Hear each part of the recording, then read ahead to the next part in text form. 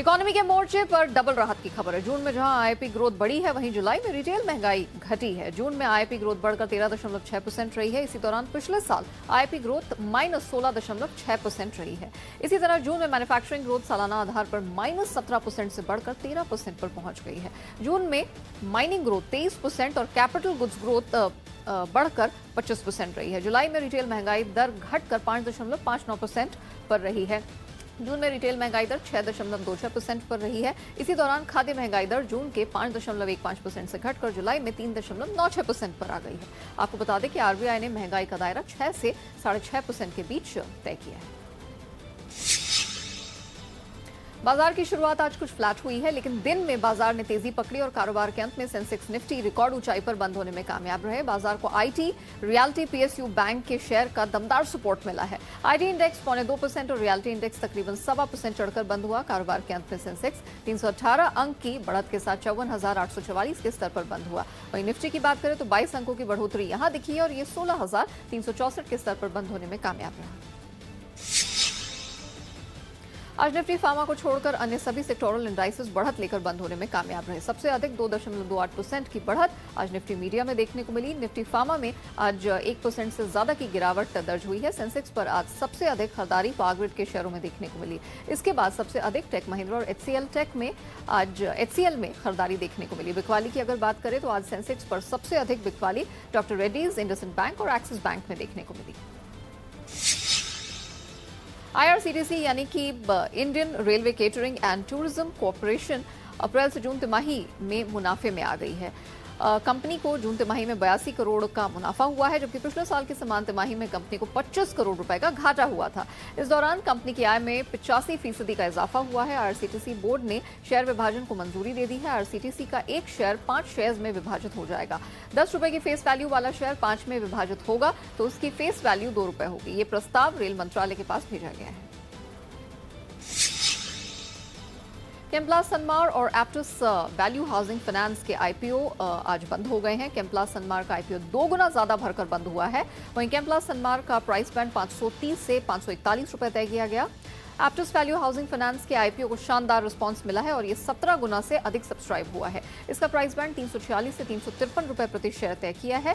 जी business के managing editor Anil Singhvi ने केम्प्लास सनमार से दूर रहने और एप्टस वैल्यू में लंबी अवधि के लिए पैसे लगाने की सलाह दी थी। केएफसी और पिज्जा हट चलाने वाली कंपनी सफायर फूड्स आईपीओ लाने वाली है। कंपनी ने मार्केट रेगुलेटर सेबी से इसके लिए मंजूरी मांगी है। कंपनी ने सेबी के पास डीआरएचपी यानी कि draft red herring prospectus file किया है। ये आईपीओ पूरी तरह से ऑफर फॉर सेल होगा। इसमें प्रमोटर और मौजूदा निवेशक शेयर बेचेंगे। सफायर फूड्स केएफसी, पिज्जा हट और टैको बेल के नाम से भारत, श्रीलंका और मालदीव में 437 रेस्टोरेंट्स चलाती है। सफायर फूड्स भारतीय उपमहाद्वीप में रेवेन्यू के लिहाज से यम ब्रांड की सबसे बड़ी फ्रेंचाइजी ऑपरेटर है।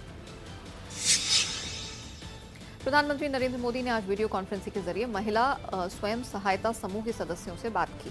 आत्मनिर्भर नारी शक्ति से संवाद प्रोग्राम में पीएम ने 4 लाख महिला स्वयं सहायता समूहों के लिए 1625 करोड़ रुपए की राशि जारी की। पीएम ने महिला उद्यमियों को संबोधित करते हुए कहा कि 42 करोड़ जनधन खातों में से 55% खाते महिलाओं के ही हैं।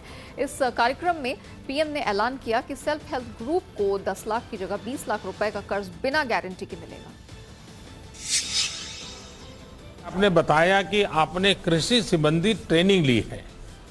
जी सर। इस ट्रेनिंग में आपको क्या फायदा हुआ? सर, पहले मैं और मेरी माँ इतना हम नहीं कमा पाते थे। साल में 40-50 हजार कमाना हमारे लिए मुश्किल होता था।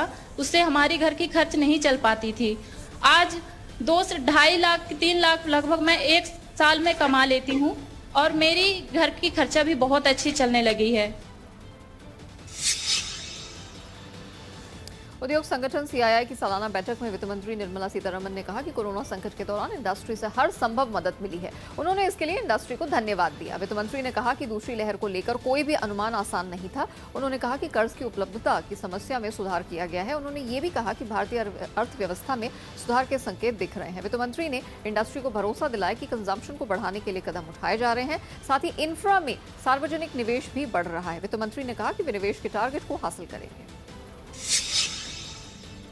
जीएसटी शिवाशंकरन की company Shiva industries and holdings दिवालिया घोषित हो सकती है। एनसीएलटी चेन्नई ने आज बैंकों के केस को वापस लेकर सेटलमेंट करने के प्रस्ताव को रद्द कर दिया है। साथ ही एनसीएलटी ने कंपनी के लिक्विडेशन का आदेश दिया है। शिवाशंकरन की कंपनी ने बैंकों के साथ सेटलमेंट का प्रस्ताव किया था, जिसे बैंकों ने स्वीकार भी कर लिया था, लेकिन एनसीएलटी ने इस प्लान को लेकर ढेर सारी अनिश्चितताएं बताई हैं। 95% हेयरकट पर काफी सवाल उठाए जा रहे हैं। बैंकों के प्रस्ताव पर हामी को लेकर सवाल उठे थे।